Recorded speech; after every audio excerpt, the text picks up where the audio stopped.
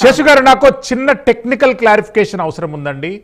తెలంగాణ రాష్ట్ర సేన అని పొలిటికల్ పార్టీ రిజిస్ట్రేషన్ అయ్యేటటువంటి స్కోప్ ఎంతవరకు ఉంది? ఎందుకంటే శివసేనను బ్యాన్ చేయాలి అని చెప్పి సుప్రీంకోర్టులో ఎన్నో వాద్యాలు నమోదయ్యాయి. శివసేనకు ఒక్కదానికే ఎగ్జెంప్షన్ ఇచ్చారు. సేన, ఆర్మీ, దళం పేరుతో పొలిటికల్ పార్టీలు రికగ్నైజేషన్ జరగవు అనేటటువంటిది ఎలక్షన్ కమిషన్ గతంలో ఒక సర్కులర్ ఇచ్చినట్టు నాకు చిన్న గుర్తుంది. మీరేమన్నా క్లారిఫై చేస్తారా దాన్ని? క్లారిఫై చేస్తా. ఇప్పుడు మీకు మహారాష్ట్రలో జరిగినటువంటి పరిణామాలు, రెండు పార్టీలు అక్కడ నిట్టనిలుగా చీలిపోయాయి.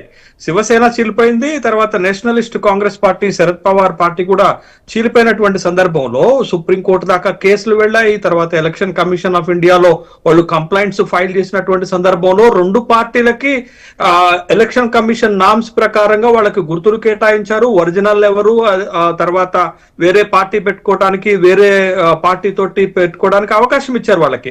అక్కడ మనం చూసాం. అయితే తెలంగాణ కాంటెక్స్ట్ కి వచ్చేసరికి ఎప్పుడైతే టిఆర్ఎస్ బిఆర్ఎస్ గా మారినటువంటి సందర్భం ఉన్నదో, అట్లా మారుతున్నప్పుడు election commission of India rules ప్రకారము 2-2.5 సంవత్సరాలు అదే పేరుతోటి మరొక కొత్త పార్టీ ఇచ్చేటటువంటి అవకాశం లేకుండా ఫ్రీ చేస్తారు. ఆ ఫ్రీ చేసినటువంటి టైం వరకు ఎవరు అదే పేరుతోటి పెట్టుకోవడానికి వీలు ఉండదు అనేటటువంటిది ఎలక్షన్ కమిషన్ ఆఫ్ ఇండియాలో ఉన్నటువంటి ఒక రూల్. అయితే ఇప్పుడు ఇక్కడ మనం గమనించాల్సింది ఏంటంటే, తెలంగాణ రాష్ట్ర సేన మీరు పొడి అక్షరాల్లో తీసుకుంటే టిఆర్ఎస్ ఆ పదాన్ని వాడుకోవచ్చు అనంటే, వీళ్ళు కొత్త పార్టీకి ఎలక్షన్ కమిషన్ ఆఫ్ ఇండియా దగ్గర అప్లికేషన్ పెట్టుకున్నప్పుడు వాళ్ళు తొందరగా రిజిస్ట్రేషన్ కాకపోతే ఒక ఎన్ఓసి ఇస్తారు. మీరు ఈ పేరు వాడుకోవచ్చు, రిజిస్ట్రేషన్ అవ్వటానికి ముందే ఈ పేరు వాడుకోవచ్చు అనేటటువంటి ఒక ఎన్ఓసి ఇస్తారు. కాబట్టి ఇవాళ కవిత గారు కూడా ఆ ఎన్ఓసి బేస్ చేసుకునే తెలంగాణ రాష్ట్ర సేన అనేటటువంటి పార్టీని ప్రకటించారు. రిజిస్ట్రేషన్ ప్రాసెస్ పూర్తి అయ్యి ఉండదు. కాకపోతే ఇక్కడ ఏంటి అనంటే, మీకు గతంలో కూడా ఒకసారి చూడండి, 1989లో జనతాదళ్ విపి సింగ్ నాయకత్వంలో కేంద్రంలో అధికారంలోకి వచ్చింది. తర్వాత జనతాదళ్ అనేక దళాలుగా విడిపోయింది. జనతాదళ్కి పేరుకు ముందు, పేరు తర్వాత అనేక పేర్లు యాడ్ చేశారు. జేడీయూ, జేడీఎస్, ముందు రాష్ట్రీయ బిజు జనతాదళ్, రాష్ట్రీయ జనతాదళ్ ఇట్లాంటి వచ్చినటువంటి సందర్భంలో ఇప్పుడు ఇక్కడ కూడా ఒక అంశం తెరపైకి వస్తుంది. మెయిన్ స్ట్రీమ్ మీడియాలో, సోషల్ మీడియాలో వస్తున్నటువంటి అంశాలు ఏంటంటే, ఇంకా ఈ పార్టీ రిజిస్ట్రేషన్ పూర్తి కాలేదు. రిజిస్ట్రేషన్ పూర్తి కాకపోయినా ఎలక్షన్ కమిషన్ ఆఫ్ ఇండియా ఒక ఎన్ఓసి ఇస్తుంది. ఆ ఎన్ఓసి ఆధారంగానే పేరు ప్రకటన చేసుకునేటటువంటి హక్కు రిజిస్ట్రేషన్ అప్లికేషన్ పెట్టుకున్నటువంటి పార్టీకి వస్తుంది. టిఆర్ఎస్ వాడుకోవచ్చా, వాడుకోరాదనంటే తెలంగాణ రాష్ట్ర సమితి కాదు కదా, పొడి అక్షరాలు ఎట్లున్నప్పటికీ కూడా తెలంగాణ రాష్ట్ర సేన కాబట్టి తెలంగాణ రాష్ట్ర సమితికి సంబంధం ఉండదు కాబట్టి వాడుకునేటటువంటి అవకాశం ఉంటుంది. రెండోది, పార్టీలో ఎక్కడ అసోసియేషన్ అనేది ఉండదు. టిఆర్ఎస్ఏ, తెలంగాణ రాష్ట్ర సేన అసోసియేషన్ అంటే ఒకవేళ ఏమన్నా టెక్నికల్ ప్రాబ్లమ్స్ గనక వస్తే ఆ ఏ అనేది షార్ట్ ఫామ్ లో చిన్నగా బ్రాకెట్ లో పెట్టుకొని టిఆర్ఎస్ అనేటటువంటి అంశాన్ని హైలైట్ గా చెప్పుకునడానికి పెద్ద అభ్యంతరాలు ఉండవు. ఒకవేళ టిఆర్ఎస్ పార్టీకి అభ్యంతరం ఉంటే, బిఆర్ఎస్ పార్టీకి అభ్యంతరం ఉంటే, టిఆర్ఎస్ వాడుకోకూడదు అని ఎలక్షన్ కమిషన్ గనక కంప్లైంట్ చేస్తే అప్పుడు ఎలక్షన్ కమిషన్ ఆఫ్ ఇండియా ఉన్న నామ్స్ ప్రకారం ఆలోచన చేస్తుంది. వాళ్ళు ఆల్టర్నేటివ్స్ చూపించేటటువంటి అవకాశం ఉంటుంది. రెండోది ఏంటి అంటే, టిఆర్ఎస్ నే ఎందుకు ఎంపిక చేసుకున్నారంటే, తను పార్టీ ప్రకటన చేస్తున్నప్పుడు ఒక స్పష్టత ఇచ్చారు. ఏమిచ్చారనంటే, టిఆర్ఎస్ బిఆర్ఎస్ గా మారినప్పుడు తెలంగాణ ఆత్మను కోల్పోయారు, తెలంగాణతో ఉన్నటువంటి పేగుబంధం తెగిపోయింది. కాబట్టి నేను టిఆర్ఎస్ అనేటటువంటి పేరుతోటి ఈ పార్టీని ప్రారంభిస్తున్నాను. నా ఒక్క పార్టీలోనే తెలంగాణ అనేటటువంటి అంశం ఉంది. కాంగ్రెస్ లో లేదు, బిఆర్ఎస్ లో లేదు, బీజేపీలో లేదు. కాబట్టి తెలంగాణకి నేనే ప్రతినిధిని, నేనే రిప్రజెంట్ చేస్తున్నాను. కాబట్టి ఇప్పుడు ప్రధాన ప్రతిపక్షం అతి త్వరలోనే అధికార పక్షంగా మారబోతున్నాం అనేటటువంటి ఒక సంకేతం కూడా పార్టీ శ్రేణులకు చాలా స్పష్టంగా ఇచ్చినటువంటి అంశం ఉంది.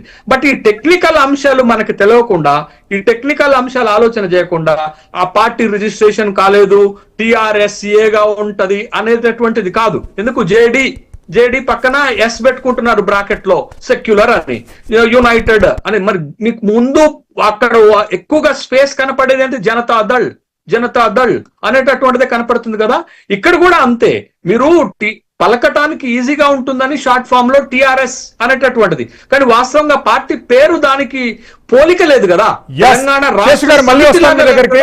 తెలంగాణ రాష్ట్ర సేనని పెట్టుకున్నారు. I'll come to మీరు you అనేది ఏంటంటే వ్యక్తుల పేర్లు గాని సామాజిక వర్గాల పేర్లు వచ్చేటట్టుగా గాని ఇట్లాంటి సేనలు వచ్చేటటువంటి అంశాన్ని election commission of India object చేస్తుంది అని అన్నారు. కానీ ఎన్ఓసి ఇచ్చినప్పుడు ఒక్కసారి ఒక పార్టీకి ఎన్ఓసి ఇచ్చిందంటే ఆ పార్టీ పేరుని election commission of India confirm చేసినట్టే అవుతుంది. కాబట్టి దాంట్లో ఎలాంటి శేషు గారు మళ్ళీ అభ్యంతరాలు వస్తారు. రావు అనేది తాడు శ్రీనివాస్ గారు యా, నా చెప్పండి. పోరు డాడీ మోడీ చిన్న మోడీ నాకు అర్థం కాలేదు. తాడు శ్రీనివాస్ గారు శ్రీనివాస్ గారు చిన్న మోడీ కేడీఆర్ అన్నది. ఎవరినన్నా గానీ ఎక్కడ చూడు ఎందెందు వెతుకు ఆమె మోడీయే కనిపిస్తున్నాడు. మీకు తెలుసు కదా గతంలో అంటే డాడీ అంటే ఒక క్లారిటీ ఉంది, మోడీ అంటే ఒక క్లారిటీ ఉంది. చిన్న మోడీ అంటే ఆమె మరి ఎవరినన్నదో ఇక మీరే చెప్పండి. మోడీ గారికి. ఎందుకు నేను చెప్పడం కానీ Yes. ఎక్కడ చూడు మోడీ కనిపిస్తున్నాడు ఆమె మాత్రం చెప్పగలుగుతా. ఆమె ఎవరినన్నదో నీకు తెలుసు, కర్కోటకుడు ఎవరినన్నది ఇంకెవరినన్నది అనేది మనం విన్నాం స్పీచ్ లో. సరే, అది ఏ రకంగానే ఉండొచ్చు. ఒక రాష్ట్రం భారతదేశంలో ఫెడరల్ స్ఫూర్తిగా ఒక ముఖ్యమంత్రి ఒక ప్రధానమంత్రి రాష్ట్రం డెవలప్మెంట్ కోసం అనుసంధానించుకొని పని చేసుకుంటే దాంట్లో సంతోషం.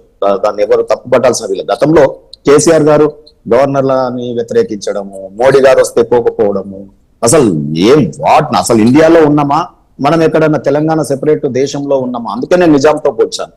అప్పుడేదో హైదరాబాద్ సంస్థానంలో ఉన్నట్టు వారు వ్యవహారం చేసినారు. సో నేనే రాజు, నేనే మంత్రి, నేనే కింగ్, నా ఇష్టం. ఒక అధ్యక్షుడు వస్తే ఒకలా ట్రీట్మెంట్. ఇండియన్ ప్రెసిడెంట్ మీకు తెలుసు, ప్రణబ్ ముఖర్జీ గారు వస్తే ఎట్లా మోకరిల్లినారో. కాంగ్రెస్ పార్టీ నియుక్తమైనటువంటి బీజేపీ నియుక్తమైనటువంటి కోవింద్ గారు ఒక మనం ఏమంటాము బీసీ ఎస్సీలకు చెందినటువంటి ప్రెసిడెంట్ దేశాధ్యక్షుడు చేస్తే ఈయన ఏ రకంగా రిసీవ్ చేసుకున్నాడో. మనం కేసీఆర్ ఇవన్నీ యాటిట్యూడ్ మీద ఓడిపోయాడండి. ప్రజలకు, తెలంగాణ ప్రజలు మీకు ఒకటి గుర్తుండాలి, మా శేషు గారి కూడా గుర్తే ఉంటుంది.